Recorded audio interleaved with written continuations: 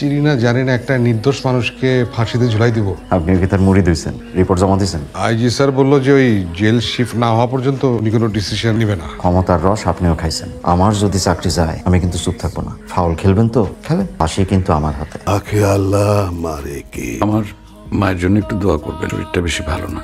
আমারে কইতেছেন এই হাতে তো আকে মাবুদ কবুল করবো। এক সময় এই হাতে খতনা করছি, তারপর খুন, তারপর এইখানে এসে ফাঁসি, এখন তসবি গুনতেছি। মুরব্বি, আমাকে পাঠানো হয়েছে আপনাকে বের করার জন্য। মালয়েশিয়া থেকে কন্ট্রাক্ট করেছে। কে? এটা সময় হলে জানতে পারবে। মালয়েশিয়া থেকে কে? দাদা?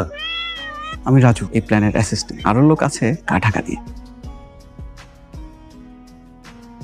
কথা কি আমার সাথে না আপনার সাথে? না না, জিজ্ঞেস করতেছে যে আপনি ওনার উপর রাগ করেছেন কিসের জন্য। কি বলে? আর না, আমাকে কথা বলতে দেন, আমি আপনাকে হেল্প করতে পারবো। আমি কি ওনার কাছে হেল্প চাইছি?